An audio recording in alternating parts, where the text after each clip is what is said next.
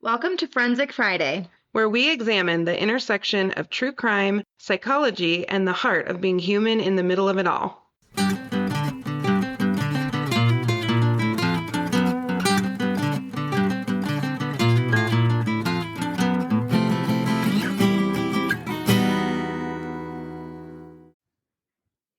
Okay, I have a funny question.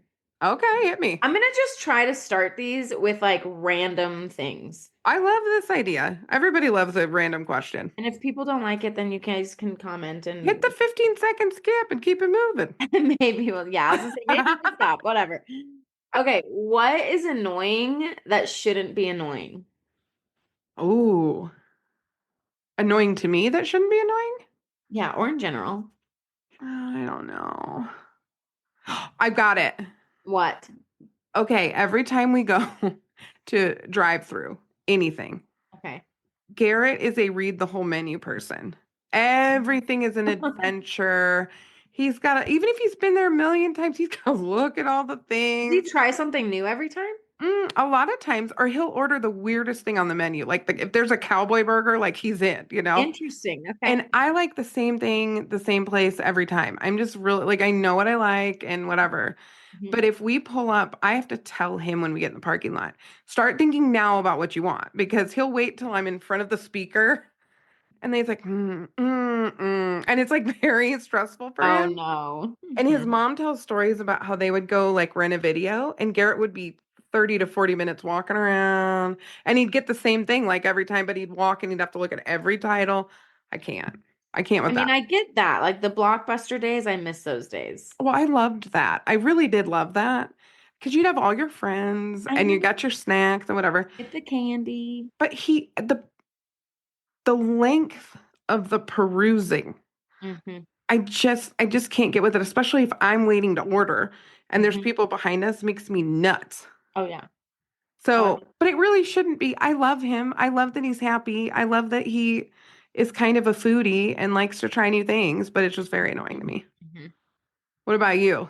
I hear that.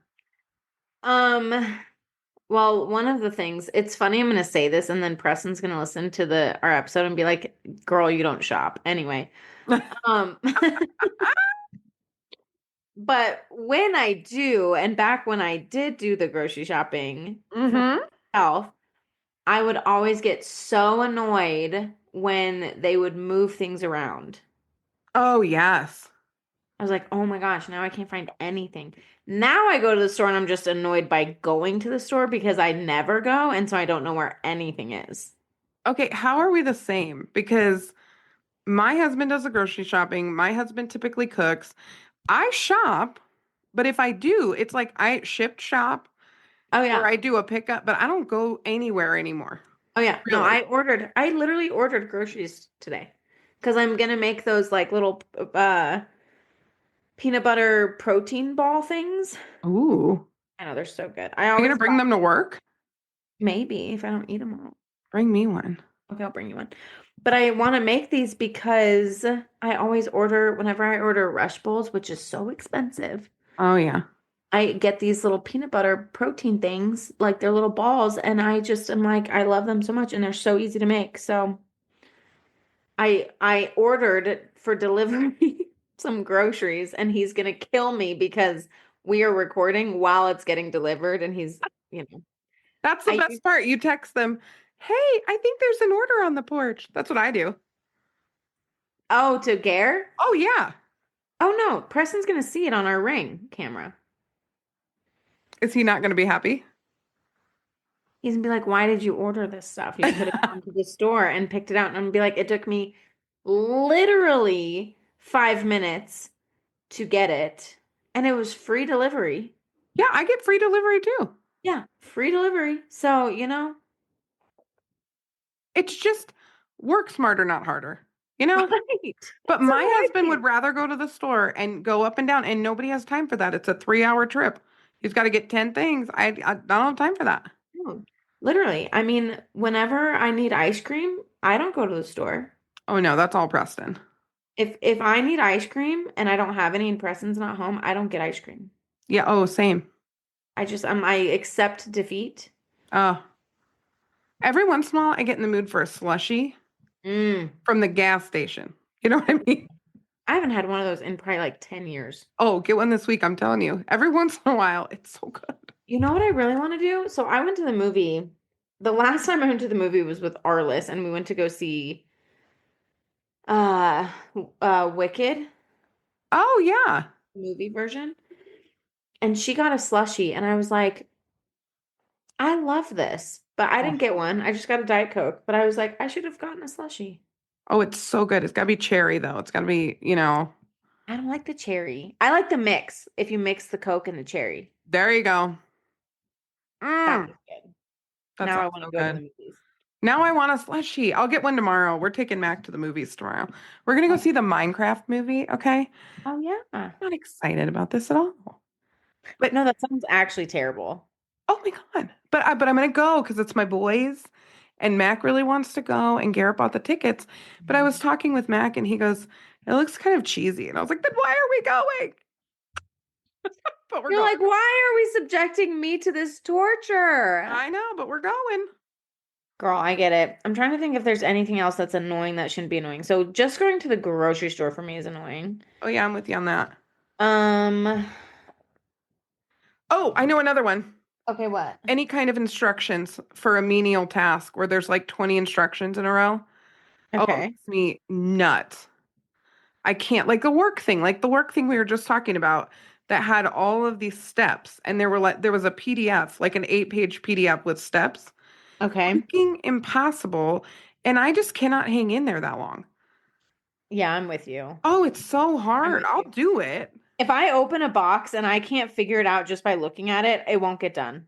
Totally. But Garrett looks at instructions and can build anything. So praise Same God with for that. Preston. Same with Preston. Oh yeah. But me or this is probably on Garrett's annoying list. I will start a project and be super excited about it for about 20 minutes. And then I'm like, oh, get this mess out of my house. When is it going to be done? I'm just like very dramatic. Like, what's an example? Literally anything. Like maybe we get a little like a little piece of furniture or maybe it's I don't know, we're working on a Lego thing and I'm like I am here for it or a puzzle and I'm so excited and this is literally my idea. And we sit down with it and 20 minutes later I'm like, "Oh, I'm out. Like this is I'm freaking miserable." done. So Yeah. you're kind of like me with games. Oh yeah, no, totally. If the game's too like drawn out, we tried to play Villainous. Have you ever played this? No. It's like all the Disney villains. I don't know. We put it together. I'm sitting there with my brother-in-law, Okay. mother-in-law, me and my husband and the girls and Okay. Mac. And we're Okay. all sitting at my kitchen table and we pull this game out. We made it 5 minutes. We read 3 paragraphs of the instructions. Garrett was just getting into it. And Brian and I were like, I'm out. Oh And the girls were like, no. that sounds hard. And I'm like, oh, it sounds so hard. Let's just We're can. done. Yeah, Oh we're my not going to do gosh. it. I cannot. Yeah. Mm. I mean, shoot, most games, like I'll sit down, I'm like, okay, I'm ready. And then I'm just like, I No, it's can't. hard. Eric won every game when I was a kid. He's good at all games. Mm, Doesn't matter what the game is. So it was like a slow death in a game always. So it was hard to get excited to play because Eric would always win. And hmm it's just, it was just like watching yourself lose slowly over time, Yep. Yep. which is pretty miserable. No, I get it. Well, I have a good one for you today, and it's local. Okay, I'm excited. I know it's a local case, and I have some inside knowledge of this case. Okay. Um, I'm not going to give any details though that aren't public record. So I just want to put Yeah. that out there, but I know of the impact of this case. And so what I'm going to do is I'm going to kind of tell you about this person and then I have some questions Okay. about this personality, how this happens, and then we may talk a little bit about how parents can keep their kids safe. Okay. So, I want to introduce you to Silvia Johnson. Okay. Silvia Johnson. I'm gonna Google her. Yeah, you can Google her. Johnson. Sylvia Johnson. Okay. Okay. At the time, Oh, okay. Cool, mom. Okay. yep. So at the time all of this happened, She was 40 years old, Okay. and basically she wanted to be the cool mom. That's actually later what she told police. I wanted to be the cool mom. I didn't fit in with the kids in high school, and this is my way of fitting in Okay. all these years later. Okay. So she did a couple of truly extra heinous things that we're going to talk about. And if you are a parent listening to this, buckle up, and I want you to think about what you would do if you found out that this had happened to your kid. Okay. Okay? So remember, if we go back to like the late 90s, right? Which I was in high school, you were in elementary school, middle school, I don't know. 90s, Late 90s, early 2000s. middle school. Yeah. So did you ever see American Pie? Middle school to high school. Yeah. Yeah. Because I started high school in 04, 03. Okay. So So yes, I did. when I was in high school, I saw the first American Pie movie with my best friend Elizabeth Okay. in my basement. I called her Buzz. So I'm with Buzz in the basement watching American Pie. My dad comes down the stairs. I'm like, "Oh my God, he's not going to be happy we're watching this." Yes. But he came down for the bathroom scene when the Okay. kid's like sick in the bathroom and cracked my dad up, and then he went back upstairs. And Buzz and I were like, "Whew." Praise. Yeah. Yeah, I don't want to watch American Pie with my dad, right? No. And around this time we had Stifler's mom from American Pie, and the whole MILF thing was born, right? Well, there's that song, Stacy's Mom. Stacey's mom has got it going on, right? It's literally in my outline. So that was kind of a thing during Okay. this time. It was a cultural phenomenon, right? Okay. Okay. So let's talk about Sylvia Johnson. So years ago, when her kids were younger, she was kind of the quote unquote den mom of the neighborhood. So it was this little suburban housing development, and all the kids kind of are raised by all the moms, but Sylvia's like the head mom. Okay. Okay. Head mom. Kids are always with her. She was super involved at the school, did a bunch of stuff. People really liked her a lot, but they called her hyper. They kind of Hyper? referred to her as hyper, kind of Okay. hyper, Okay. busy, right? Okay. So she and her husband had 3 children. As the kids grew up, Sylvia and her husband's relationship deteriorated. And the Okay. police were over there several times. I'm guessing for domestic violence. There's no record of child abuse or anything, so I think it was domestic violence. Okay. They ultimately divorced. Mm. So imagine being their neighbor. You've seen the cops over there a little bit, whatever. They get divorced. All of a sudden, there's teenagers at this house all hours of the day and night, even on weeks when she didn't have her kids. And they would just walk right in, and it's predominantly boys. Oh no.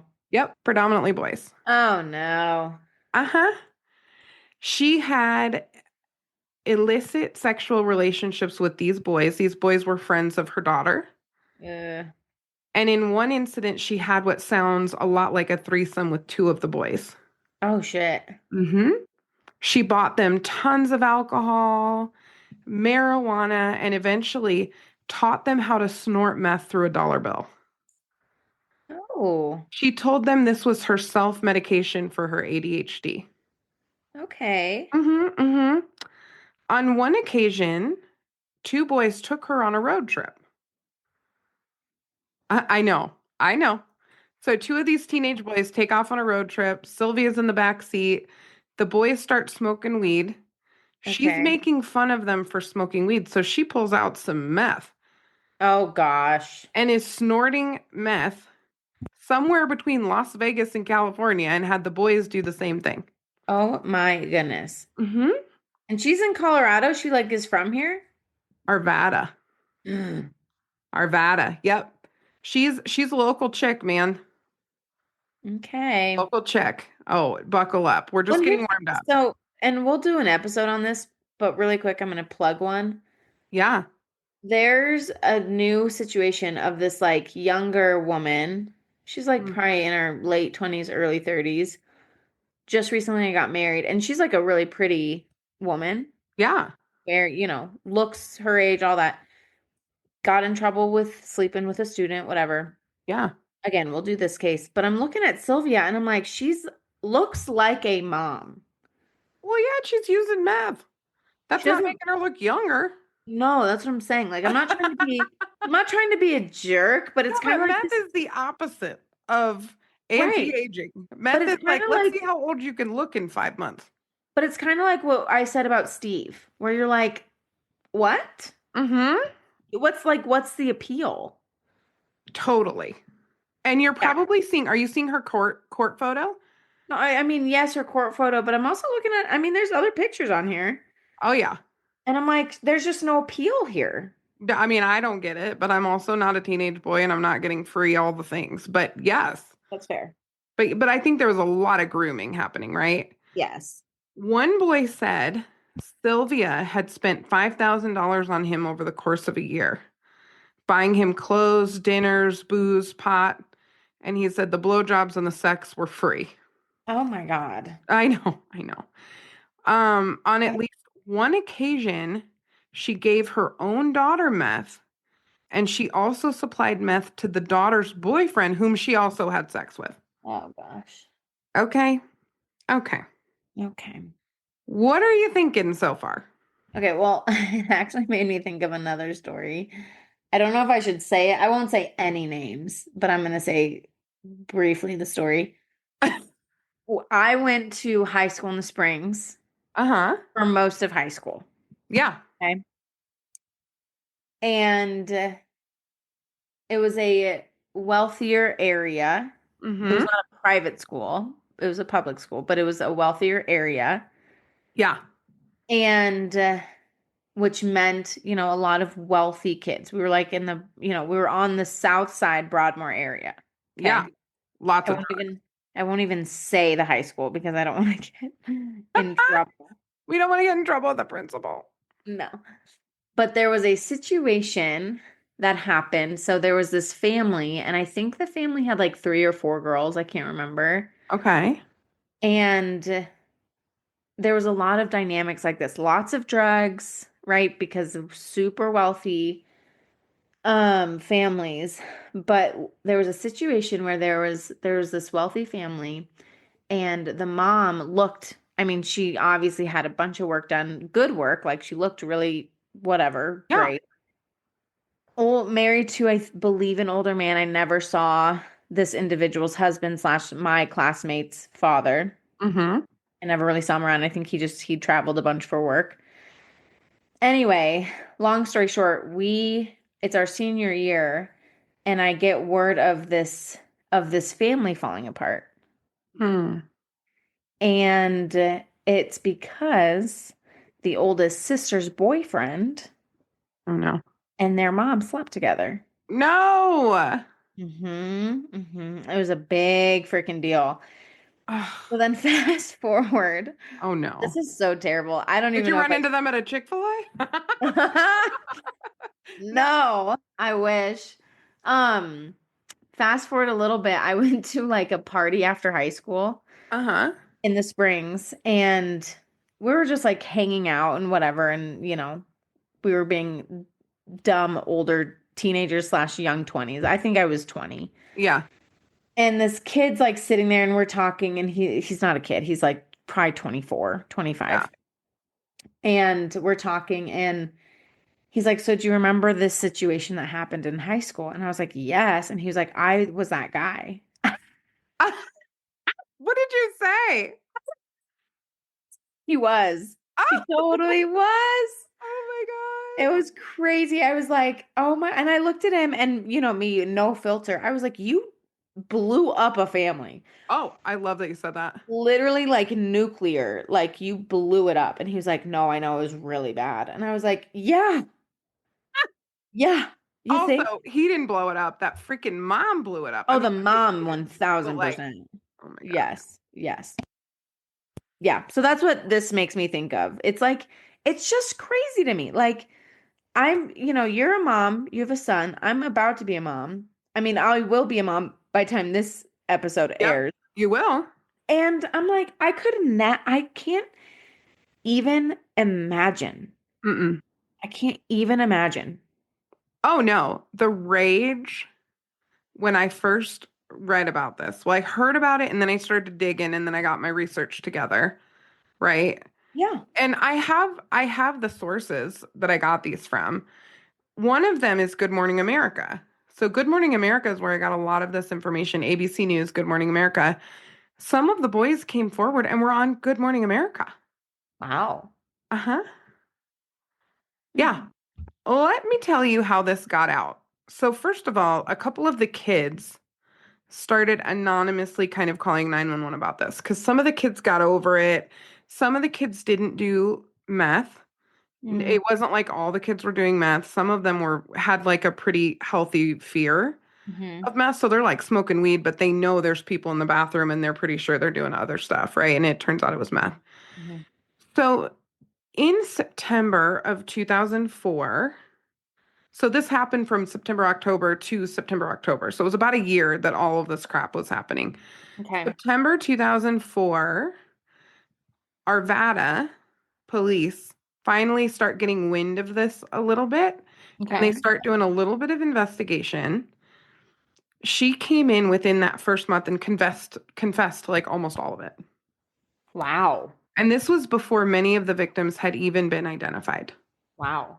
And she, like I said earlier, told police, I wanted to be the cool mom. I didn't have friends in high school. This made me feel like part of the group, blah, blah, blah. She had her whole story, right? So December 2nd of 2004, she was actually taken into custody. So Okay. basically, they brought her in, questioned her. She starts admitting things, but they didn't actually take her in until they'd gathered all of the evidence, which still blows my mind a little bit, but whatever.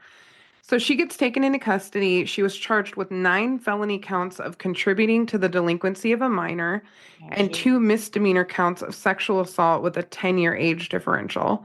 Misdemeanor? Uh-huh. Uh-huh. And a fall sentencing date was set. How did you get only a misdemeanor? You know, I have a few questions. Well, she had felonies. Okay. I think because they were above the age of consent, but it hit that 10-year gap. You know how there's Yes. you can have sex starting at 15, but it's if it gets over, a 4-year age difference or a 5-year age difference, it starts to be a criminal offense, Yeah. portable and all that stuff. So that was the biggest issue there. Okay. I believe all of the people she slept with were between 15 and 17, and most were like 16, 17. Oh my gosh. I know, it's just nuts. Okay, so they set fall sentencing date. Several months later, she's out on bail Mm-hmm. and there's a restraining order against her with the Mm. kids, right? Her ex-husband allows her to pick up her daughter and take her to a haircut. The Okay. daughter was missing mom. Her ex-husband decides, hey, you know what? Fine. You can take her to a haircut. She returned the girl without issue, but then asked to take her son to the movies. Okay. Mm-hmm. Ex-husband said that's too much. Yeah. She lost it. She lunged at him. He tried to push her away. She kind of flopped to the ground and tried to bite his ankles. She's a literal ankle biter. And she managed to land some blows to his face and the side of his head, creating Okay. bruising that the police later saw. And the kids started screaming, and she left. Okay. Oh my gosh. So she wasn't arrested right away Okay. for that situation. And I don't remember why. I think they were investigating it. And I don't think they called the police right away. That's what it was. They didn't call the police right away. Okay. But when they called the police, they could see the bruises. Okay. Sylvia's daughter called her several times Mm-hmm. after that happened and said she was going to move to Mexico. Okay. During one conversation, she told her ex-husband, if you tell the police about the fight we had, I'll kill you. So he finally, of course, tells police he has bruising on him still from the fight that they had. That's She's taken crazy. into custody where she re signed a temporary order temporary restraining order, and was released on bail again. Okay. Sentencing is postponed. Oh my They God. postponed sentencing because now we got new crap, right? Oh, get ready. She's just getting warmed up. She's still like, I'm not done. I'm Sylvia-ing all over town. Okay. Oh no. 2 weeks later, Sylvia showed up at her ex-husband's house again, Hmm. burst through the door, confronting her ex-husband. She backhanded him, grabbed a telephone, and smashed it on the floor where it shattered into several pieces. She picked up one of the pieces and began hitting him with it. Oh no. As he protected his face from her blows, she maneuvered behind him and began biting the back of his head while stabbing him in the shoulder with her car keys. Oh my gosh. Then suddenly, she stopped the assault, ran upstairs, and locked herself in the bathroom. Several minutes later, she ran out and drove away. He saw later that she had absconded with his gout medicine, indomethacin, I don't even know what that is, and a prescription bottle of amoxicillin. Maybe she Wow. has strep throat, who knows? But she breaks in, takes all these pills and leaves, right? Okay. She gets hauled into Jefferson County District Court again, where she's charged with first-degree burglary, violation of bail bond conditions, assault in the third degree, obstruction of telephone service, which is domestic violence, and Yep. 3 counts of violation of a protection order. But she was not charged with domestic violence, to my knowledge. She That's bought. crazy. I know, but this was before the board really was getting their stuff going. This time she bonds out for 20 grand. Okay. What are you thinking now? She's insane.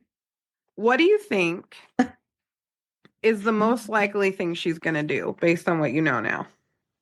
Is she just going to wait with that $20,000 bail and mind her P's and Q's and No. oh, No. no, because criminogenic needs, which we'll come back to in a minute. Yes. So at 1 p.m. on September 26, 2005, Hmm. your face, you're bracing. Silvia Johnson was scheduled to appear in Jefferson County District Court for sentencing. She never showed.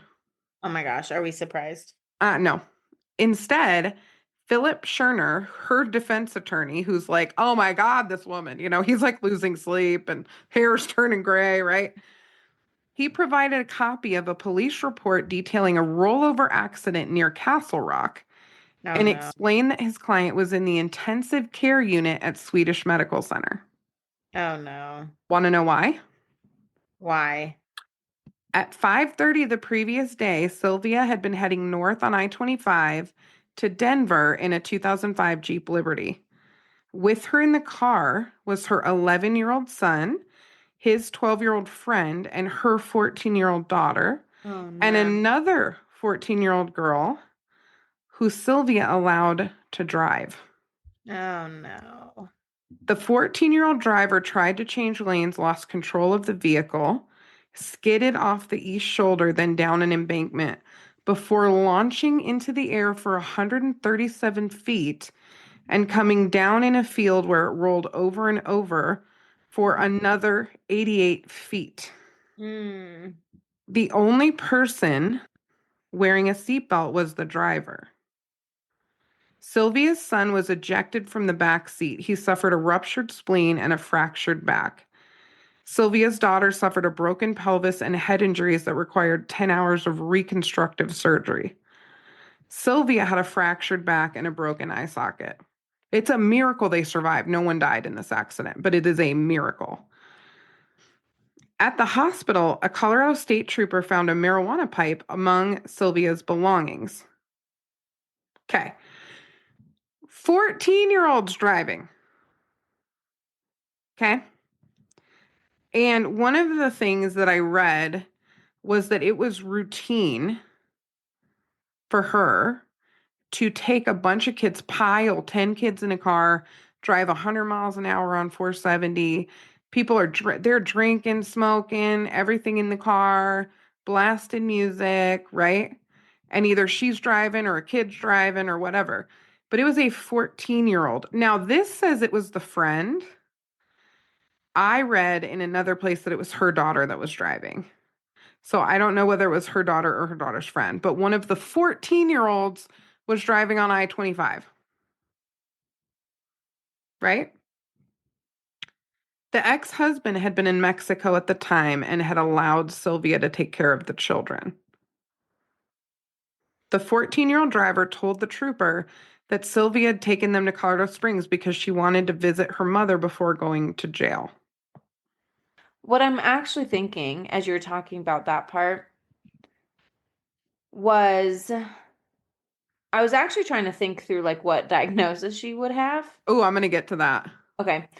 Um, and obviously the criminogenic needs, but like you and and I think this is like part of why I couldn't be on like an SO Hmm.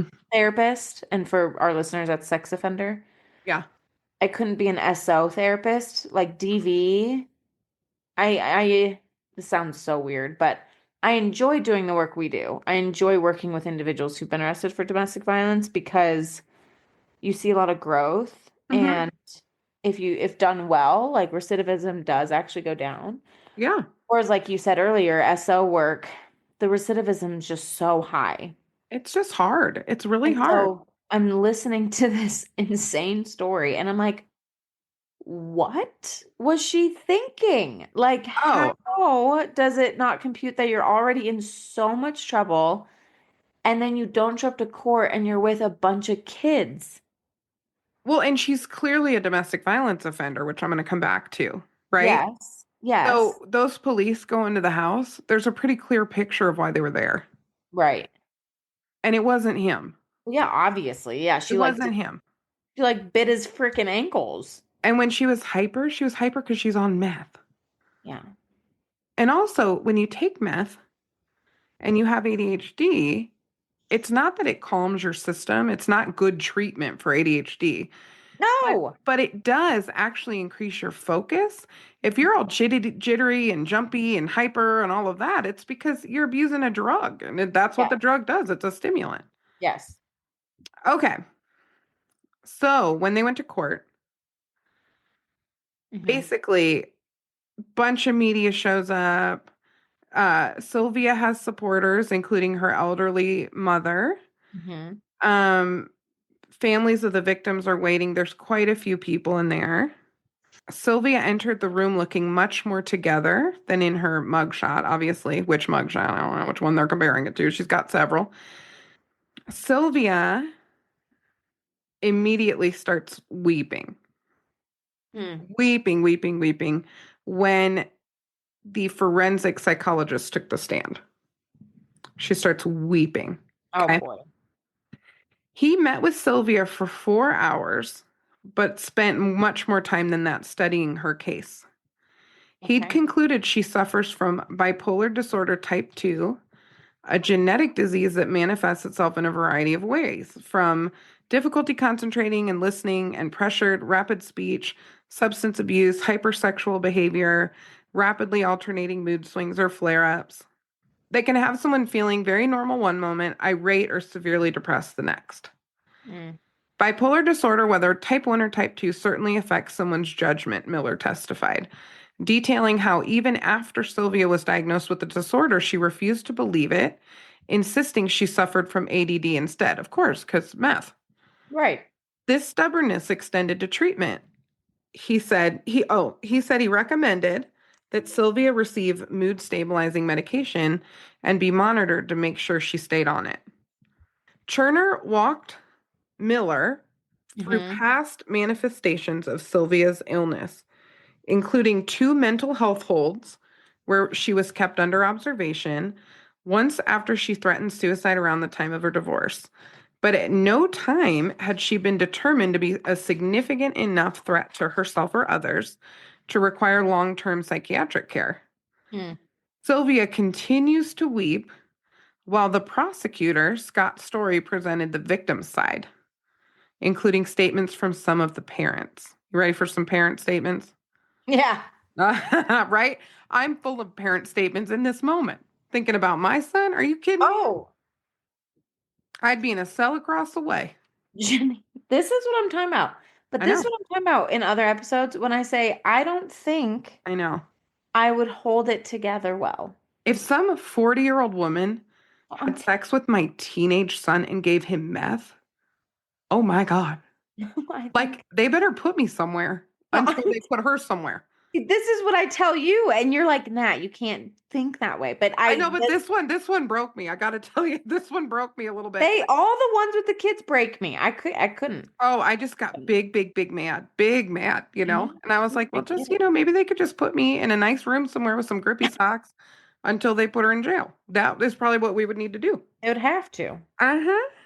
So one father said the following: she took away my best friend. His Hmm. hands were shaking. My hunting buddy, my fishing buddy. They're trying to paint her as some half crazed but good woman, but what does that do for me? My Mm, son is gone because of her. They mm, called her perverted, narcissistic. The brother of the lead investigator and an Arvada police officer who worked at Arvada West High School took the stand to discuss the devastating effects of her behavior on the community, particularly the high school community, mm, where several students involved in the scandal have dropped out of school. He mm. also pointed out certain troubling statements that Sylvia had made throughout the case, including her admission that she had tried several affairs and was hoping to rekindle her marriage with her ex-husband. And so she preferred sleeping with underage boys at the house because she didn't have to get emotionally attached. What a sick son of a gun. I know. She's not the first to do this and she won't be the last, he said. Mm. I think so many things, but the level of justification that your face is so funny. I You're like, know what are you because I gonna just say? hate I I know, hate stuff that involves kids. I know. I'm so mad. Ugh. And it's just really, really, really hard Hmm. to look at a case like this and how the different genders are treated, which we're going to discuss in a sec. So basically, the media had given this case so much attention, and there was an element of like grace for her. And again, this is when there was a little bit more humor around somebody being a MILF, and it was kind of viewed as different for a boy than it is for a girl to be in this position. Hmm. And one of the detectives said she's not 15, she's 41. Yeah, no, disgusting. So Sylvia's mother got up and talked about what a good girl Sylvia had been all her life, how a friend got up and talked about how Sylvia had taken care of him when he was sick. And he could see that she's ready and willing to change. Story, the prosecutor, asked that Sylvia be sentenced to a significant stretch with the Department of Corrections, DOC. Hmm. Although he said he was sympathetic to any mental health problem, her illness did not excuse what she had done, nor explain why she had shown no remorse through the proceedings. It Mm. does not make her any less of a danger. Okay, so we have no remorse. When she's weeping when the psychologist gets up there and talks about her bipolar. Okay. Her Okay. defense attorney said, and this, I want your thoughts on this in a sec. Her disease has no on and off switch. It's a hereditary disease. The clouds don't part just because she wants them to. Mm. The combination of the collapse of her marriage, the suicide of a neighbor that led to Sylvia's own suicide threat, the death of her father in 2003, and severe bipolar disorder caused the walls to cave in on her world. Mm. And then Sylvia took the stand, said, I've learned my lesson. I know I've hurt my family and my community. I know I have a serious medical condition. I know I have to take the medicine. I just haven't had the opportunity. I'm sorry. What? I know. So then the judge, Judge Weir, Uh-huh. he calls the case devastating and tragic. He said a crime is like dropping a rock in a still pond. The ripples reach out and affect so many people and in the community. Uh-huh. It's the epitome of selfishness and irresponsible. He said she's shown no concern for the law or the community, and he Mm. scolded her for the destructive climate of sex, alcohol, and methamphetamine that she so recklessly allowed to exist, drawing particular attention to the destructive effects of methamphetamine that he sees in the court on a daily basis. For a mother to encourage her daughter to do methamphetamine is incomprehensible. Oh, it's insane. It's a crime of the highest order. Mhm. A cool mom provides a safe environment for her children and their friends, he told Sylvia. You provided drugs. A cool mom provides advice and guidance. You provided beer and hard liquor. A cool mom provides love. You provided sex. And then he sentenced her to 30 years in prison. Bobby. so Bye-bye. here's my questions. I have a few questions for you. And then I'm gonna share an article with you that's like 2 seconds, but I really want to see what you think because I have strong Okay. opinions about it. Okay. First of all, when we talk about gender bias in arrests and sentencing, one of the things that we know is that men are more likely than women to be arrested, just all things equal. Mhm. Women are more likely to get harsher sentencing than men. Now, in the research, what we see Interesting. is that it breaks people's brains when women do this stuff. And so they look even more heinous, even more, it just feels scarier. I know this surprised me too. I dug into Huh. it. And it's Yeah. in Nils women's curriculum. Yeah. There's a bunch of information about this. And Interesting. the women in my DV group talked Mhm. about how they felt like animals in the court system. Like people looked at them like they were nuts Just for having unhinged. been domestic violence offenders. That's what men do. It's not what women do, right? Like they must be so scary. Hmm. Why do you think Hmm. there's that gap, right? Why do you think that happens? And then do you think male victims are viewed as less affected in sexual Mhm. cases like these? Okay. So, okay. I think women are viewed differently. I mean, you said it already. Like, they're kind of viewed as animals because it's less common for women to perpetrate on younger individuals. I think it's like maybe a mother thing. I don't know. Yeah, Women historically are also just, and I don't know if this has anything to do with it, but just shooting from the hip here. Women historically are just less visual as well. Like it's not as, like men, there's just more history of men struggling in this way than women. absolutely.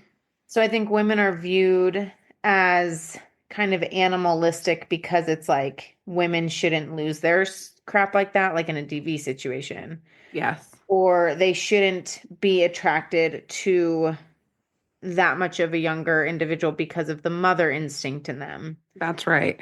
And I think, I mean, you look at a couple and they have a 20-year age gap and the man's older, it's still like, ooh, but then it's also like, but yeah, it's not the most uncommon thing, Right. right? But it's less common for women to be older. Hmm. What was the second part of your question? Second part of my question is why is there a perception in these sexual crimes Oh, yeah. with an older woman and a younger man? Why do people think male victims are less affected?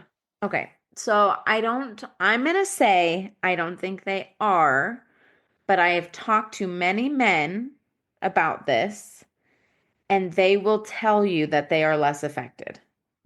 Mm-hmm.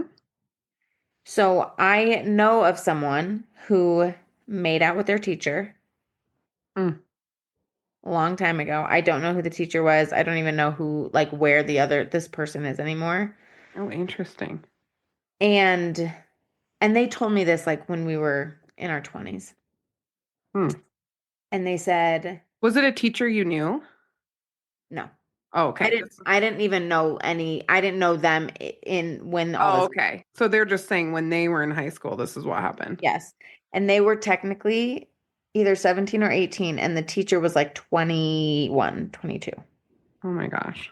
So like the age gap wasn't that big of a deal, No.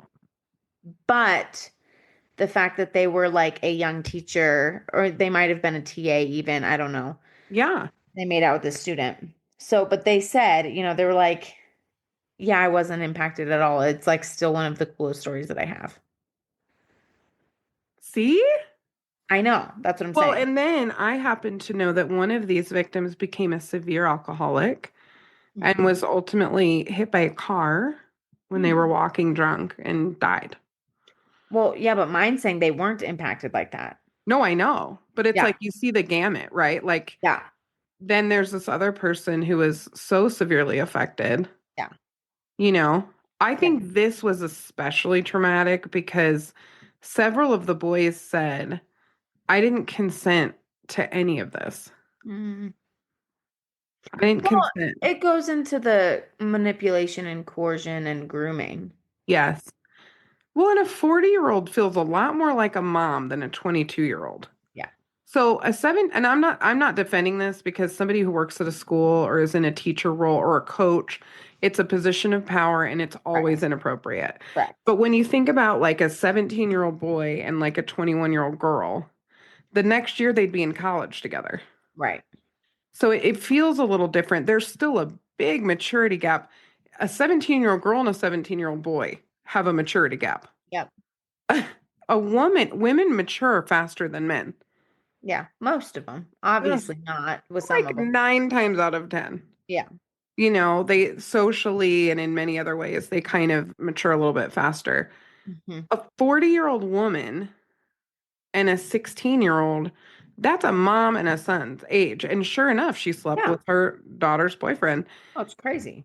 It's just crazy, but I wonder if that's why the boys in this were viewed a bit more as victims than what we see some other times when it's a younger teacher, like a teacher in her 20s and a senior or a junior in high school. Yeah. And I feel like that's kind of, I feel like what I see more of, Yes. you know? Yeah. I don't think, but you still see some of the insane age differences with female teachers and students. I mean, you still see it. Mm-hmm. There's another case that I'll do, and I told you about it a while ago. It's like, honestly, I don't know if I could do it, to be honest with you, because it's such a painful case. It wasn't an age gap thing, but it was for sure a power thing and not mental health, but what's the word I'm looking for? Mm. Um he was like mentally disabled. He couldn't talk. Oh, yeah. And this teacher took advantage and basically was like, "We're in love," and blah blah blah. And this like this human literally could not verbalize anything. That's horrifying. Oh yeah, it was a whole thing. It's a whole case. It's on Netflix, I think. But yeah, it's just interesting because I think men view it way differently than women. Like you and I look at a case like this and I'm like, that's insane. I Oh, think yeah. some men look at cases like this and they're like, if she was, and I'm not trying to be crass, but I No. think a lot of men would say, well, if she was hotter, it wouldn't be that big of a deal. Oh, yeah. You know what I mean? Oh, yeah. So we're going to talk about criminogenic needs because here's an article that came out November 15th, 2005. Hmm. Okay, so this is right after she was sentenced. Oh, what was that date? She was sentenced on the 15th. This article comes out on the Hmm. 15th. So let me remind you, so she was sentenced to 30 years in a state penitentiary. She could be eligible for parole after 10 years. That feels That's what they like, kind of looked at. So then this article pops same day from 5280 magazine. hmm. Okay. And basically they say this is an outrageous sentence. She Hmm. didn't murder anybody. She didn't rape a prepubescent child. They say her sentence is outrageous. Yep. Yep. Yep. Yep. To do Yep. 30 years. Yep. Oh my gosh. Yep. And here's their argument. Okay. The goals of sentencing are punishment, deterrence, and rehabilitation. Deterrence, or sending a message to others that if they commit the same offense, the punishment will be severe, probably is irrelevant in this case. How many mothers are likely to have sex with teenage boys to be cool? I can't think of a single one. That leaves punishment and rehabilitation. So then they say 30 years is excessive and seems to be a sentence fostered by the media attention and the moniker of cool mom rather than the realities of the situation. People who are sick primarily need mental health treatment. Draconian prison sentences like the one handed down to the cool mom serve no one. Say that last part again. Draconian prison sentences like the one handed down to the cool mom serve no one. Hmm. Not the victims, the public, and certainly not Miss Johnson or her daughter. Hmm. So now I want to talk criminogenic needs. Okay. Because you and I are not pro incarceration. Our whole job is about helping people complete their probation or their parole successfully, learn what they need to learn, reduce the risk of recidivism. That's our whole job. Yes. The Well, and last thing I want is for our folks to get incarcerated unless correct. it is safer for the victim and the community for them to be incarcerated. Yes, I was gonna say I'm not for incarceration unless it's a heinous enough crime. Yeah. Or And risk that it will happen again. And we are trained to assess that. exactly. So that's what I was gonna say. Like I'm not pro, but I am pro Hmm. when appropriate. Yes. Yep. And we've talked about the criminogenic needs, but let's remind them, is mental health a criminogenic need? No. That's right. And it surprises people all the time. They think mental health should be the number one criminogenic need. It's not. People also say people who take medication for mental health should be a criminogenic need. Also not valid. No, none of that's valid. Yep. So here's the thing that this judge knew that this author at 5280 clearly didn't know. Mm. She has all the markers of someone who will do this again. All of them. Yes. Well, she Antisocial literally behavior. did. She Over literally and did over not. already. She didn't go to her court date and she was with a bunch of freaking kids in her car. Yes, ma'am. She beat up Can't. her husband twice, ex-husband twice, Can't. while still out on bond. No, I know. It's I ridiculous. mean, this is all the things we look for. Did they reoffend while still on Bond. supervision? Yeah, bond, bail, whatever, supervision. Yeah, Yeah. yeah, she did. Antisocial peers. Who's selling her drugs? Probably an antisocial person. Mhm. She is an antisocial peer for a whole bunch of people, Mhm. right? Substance abuse. Check. Mhm. Marital and family discord. She keeps beating up her Check. ex-husband. Yep. Check. Right? The list goes on and on and on with her. On and on. So she has almost every criminogenic need. Yes. She should have at least 30 years. At least. And it's a I gift think I that they think would look at parole. I think 10 years to look at parole is super generous. Well, yeah, and we also know that, like we've said in this episode, the recidivism rate for sexual offending, male or female, is high. Mhm. That doesn't mean they all do. There are Mhm. people who heal and get better and never behave that way again, but Mhm. they are high risk individuals and should be treated as such. Mhm. And there is nothing to tell me that this woman wouldn't hurt a child again or do something like this again. And the really scary thing is maybe not a teenager. Mhm. Maybe not a teenager next time because teenagers talk and clearly she got in trouble. I know, but that's the thing with sex offenders is they have their specific population that they go for. Yes. Now, on a diagnosis level, Yep. okay, I absolutely believe the bipolar diagnosis. I do. I think it fits. Yeah. Now, that being said, have you ever had someone with bipolar do the things that she did? All the things? No, not all that stuff, no. No. No. People with bipolar, even severe rapid cycling bipolar, Well, and may I've have had that. features I've of had clients who have that. same excessive spending, maybe some drug use. They're up all night.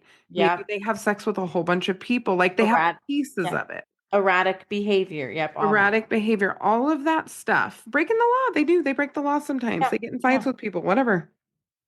All of this being pinned on bipolar Is not. is not right. Yeah. No. No. It's just not right. Also, remember she was expected to remain on her medication. Mm-hmm. Some of these behaviors happened while she was likely medicated pretrial. So what's Mm, your answer then? that all these happened without medication or with medication, you Well, said? I think the behaviors happened before medication, but once they had her in custody, She had to take her one of medication. the first things they do in jail is assess you. She had a forensic Yeah. psychologist assess her. If Mhm. I'm the attorney, I'm going to get her on meds as fast as I can Mhm. because I can say to the court she's compliant with her medication. She's still doing all the shit. So either she wasn't taking her meds or she was taking her meds and still doing the stuff. Well, I was gonna say she might have not been taking them, Well, or I mean, she had an issue with them. She said she didn't want to take them. yeah, or which is more likely, she still took them and still did the thing. Yeah, Yeah. absolutely. And I believe she probably has a trauma history. She probably, sure, I'll give Sure. her that. But Yeah. there's a lot of people with trauma histories, bipolar, everything else who don't do this. Yeah. So, what do you think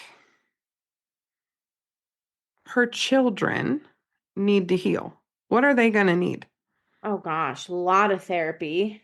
What do you think, Nat, will happen when she gets out, if she's out? I think, well, I guess it would depend if she's out when she got out, because if she is out, then we haven't heard about her. And so maybe she's really working on minding herself. We haven't heard anything new. If Nat and she's I not, did a quick search. We also did an inmate search. Nothing popped up. So we no, don't really know if she's out or not. like So if you know, let us know. yeah, seriously, I was just gonna say, if any of our listeners know, message us. But so if she is out, then she's doing something right because she hasn't gotten in trouble again. If she's not out, I'm glad, to Oh, yeah. be honest. Well, Nat, thanks for listening to this. I think the kids are going to need therapy. She's going to need consistent management. I would hope that her parole would look like some pretty strict med management. Mhm. And I mean, even that car accident, like, thank God they didn't hit someone else. They could have hit somebody else. They could have hit somebody head on. Mhm. Can you imagine? And all those kids were hurt. Mhm. I just really hope that the kid, her ex-husband, because obviously he's got like, obviously he wanted to protect their kids. Obviously he wanted to like, whatever. Yeah. But my philosophy, like level of health goes with level of health. And so my hope is that he's also not insane in his own way Yeah. that further damages these kids. Like I hope they're all getting help. I hope he's Yeah. getting his therapy. I hope the kids are getting their therapy.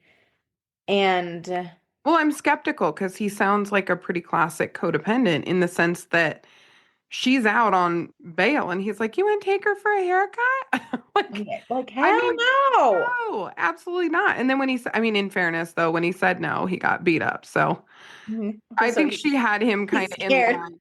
He's scared shitless of her. I mean, and you know what? You should be because Yeah. that's a lot. And also, people who are using meth, I'm sorry. And I love these people. I counsel these people. I have a lot of empathy for these folks. It is It is it's a a wild card. it is a whole other world. It's like an underworld, and the behavior is really difficult. Yeah. And the decision making is abysmal. I think it's the worst drug for decision making, Yeah. you know? I have a really random question, and I don't even know if it's like fully thought out well enough yet, but I'm thinking, okay, so you know how a week or so ago, some psycho chick down the street from me threw a rock at my car? Yeah, yeah. I'm still mad about it. Oh yeah. Well, and so Preston's initial response was stop the car so he could get out to address it. And I'm like, Mhm. I'm sure as hell not stopping this car No. to address this psycho woman who's on something. Mm-mm. So my question for you, this is not off topic, but it's a little left field. Um, is do you think a woman super unhinged is more scary than a man super unhinged? Great question. Because I primarily work with men who have their unhinged moments or Me they too. The majority of my clients in that realm are male. same. I But think I feel less scared of them yes. than I do of women. Here's what I'll say, working with both Okay. pretty extensively. And I've worked with both and I still say that. Oh yeah, 100%. I think men are more likely to be lethal and therefore more dangerous. I Yeah. think the women are less predictable. Okay, I agree with that. That's Yep. a beautiful way to put it. I Yep. think with the male clients we work with, the risk indicators are a little bit easier to track into. Yep. The behavior can still be manipulative, but it's a different kind of manipulation. Yep. My female clients are just really, really complex and they're Yep. just not super predictable. Yes. And Yes. in that way, it feels more dangerous to someone who specializes in risk assessment Yep. because it's a little slipperier. It's harder to get your hands around Yep. trauma, pathology, Yep. recidivism. Like it just gets kind of messy. So it's Yep. more overwhelming to the clinician, I think, to work with women than men. Yes, I agree with that. Because I was sitting here thinking, like, I don't get super nervous in a room full of men who've committed a domestic violence act or many. Mm-hmm. But when I sit with women who've Oh, yeah. created, who've engaged in domestic violence acts, it's not that I'm scared of them. Yeah. My nervous system is lit up more in a room full of women. I think, and this is going to sound funny, but I think Yeah. you'll know what I'm saying. Yeah. In a room full of women, you have to throw your weight around way faster. Yes. So, like, I go in there and I'm like laughing and we can talk about whatever and we're building rapport and I'm being empathetic and everything else. And then one of them will say something that's just really out of pocket and not safe. And I'll be like, that's ridiculous. I don't accept that. Yeah. And they look at me like I have three heads because I'm not Yeah. playing along with woman rules where we just validate each other's nonsense. Like, I'm Oh not yeah. going to do that. No. If I do that fast enough, long enough, and sure enough, Mm. but with warmth, I can get somewhere with a woman. But they can also turn on you. So Well, and it's that's tricky, man. but I think that's the thing with men. Like I do exactly that with men. Oh, yeah, men are way easier to do that with, though. Yeah, women are just a lot. They're so much more complex. And there's like men obviously experience similar traumas to women, and women are victimized more often than men. Absolutely. And so I think, like you said, adding in the complexity of women, it's just different. But it's like, yeah, I'm just sitting here and I'm like, man, I would rather address some dude who pops off than some woman who pops off, Yeah, it kind of depends. I think for me, statistically and in every other way, we are safer addressing a woman who pops off than a man. which just feels so not true for But me. that's not how it feels. Yeah. It's not how it feels, Yeah. but it's statistically true. Yes. No, I know. It's just so weird. Oh, I know. And we've had to really work on this because and we shared this last summer in our talk, but also I've shared with some of the counselors that we're training right now. Hmm. We need really good providers to work with women, but I get why it's intimidating work. It's It is. intimidating and we want to It's do it well. and it's hard. I mean, Very hard. shoot, and I won't go into my whole thing because it wouldn't be appropriate to, but Janine and when we did our presentation last year on women, I shared about a case study that I had, and it was really hard for me to move past. And that's one of the few reasons I don't work with women anymore. But I'm trained and I'll never lose my training No. because I want to at some point maybe re-engage that part of me. But I want you to when you get back from baby. I want to co-facilitate with you and get you back into it. yeah, we'll see. But I tell our listeners that because I think it is, the work that we do is scary, but it's so rewarding. Oh, it's so rewarding. And if you are a clinician and this has been something that you've like toyed with of like, what do I want to work a little in forensics? Message us. Shoot. I mean, we'll have Oh, a conversation with you, especially if you're a clinician in Colorado, but we it can is connect really you. what? We can connect you. We have Yeah. connections all over the state. Yeah. But it is really rewarding work, but it is just working with women. Like this case that you brought today, I really appreciate you bringing it because it doesn't happen super often, but when it happens, it gets so much more news than when men perpetrate. Well, and also anecdotally, we have had men. I would argue that we always say that the only attempted homicide, suicide we've ever had was a female client that Nat and I both saw. Mhm. That we've said this before publicly without details. However, when I look at police reports, I mean, 50, 60% of the cases that we read could have been lethal Oh, easily. from men. Easily. That's not true with the women. Women might grab a weapon to level up, Yeah. but they are not nearly as likely to be lethal, those police No, reports. no, they're not. So, yeah, it's an interesting thought, but this woman is like the worst combination of DV offender, Mhm. sex offender, Perpetrator. mentally ill, Yeah. addicted to substances, Yeah. with all the antisocial tendencies. She Yeah. just liked breaking the law. Yeah. Why have a 14-year-old drive? You know what I mean? Like, I just think she just liked doing things the way she liked doing things. And they paid a real steep price. And she's lucky she didn't lose one of her kids that day, Yeah. you know? Oh, oh, hands down. Yeah. Or someone else's I kid. was just Imagine, gonna say, or oh, someone see, else's again, kid. this is why I need the grippy socks and I need to be somewhere before she's in jail. If Yes. this is my kid, because if you put my kid in a car and you have a 14-year-old driving him on I-25, I'm coming for you. Oh yeah, no, Janine. Here, I say this all the time, and you're like, Nat, I you know. you play devil's advocate with me, I try. and I'm still on that, I'm Well, still in it's that because camp. you are the most likely to entertain that. I'm probably more likely to do it, to be honest. I don't know, man. I'm telling you.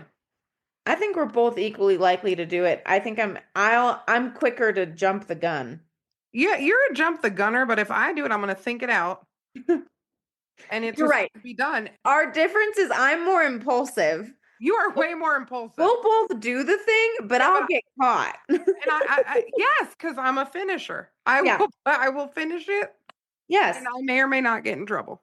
Well, I'll finish it, but I'll get in trouble. You'll finish it. You probably won't get in trouble. Probably not. That's what I'm Probably saying. not. I'll finish the job. I mean, you mess with my kid and Oh, I believe that. I will end you. The thing you guys need to know about Nat and I is we're extraordinarily protective. So even at work, Hmm. if somebody shows up and they're in some type of way, Nat and I are the first line of defense. Hmm. One time this person showed up and they were being really aggressive in the waiting room. And Hmm. Jason was like, "Do you need me?" And I was like, "I need Nat." And he started laughing. Because Literally. I didn't want any man that I work Yes. with. I love them all. They're all lovely people. I wanted Nat. I said, I need Nat. That's who I need. I need Nat. Yes. Well, it was like when we had that one person show up, and this wasn't a dangerous situation, but No. y'all, we're protective of our people that have been arrested for heinous stuff. Yes. Someone shows up to serve them with something. Oh yeah. We're like, mm-mm. And I go out into the parking lot and I'm like, sir, I'm gonna call the security on you. Like, The get out other of. lady, remember the lady who showed up and pretended to have a mental illness? And I went out and grabbed her paperwork Yes. to look at it, and it was a summons, and she ran out. No, yes, I'm telling you. People. I'm telling you. I know it. I know it. Well, listen, I want you to have my back in a bar fight and vice versa. I've been in a bar fight, so I got you. I know. I know. And I always have your back. I know. Well, forensic friends, we love you. Thanks for joining us. And as always, Bye, forensic friends. I'm Janine. And I'm Nat. And as always, thanks for listening and join us next week for more crime, psychology, and heart.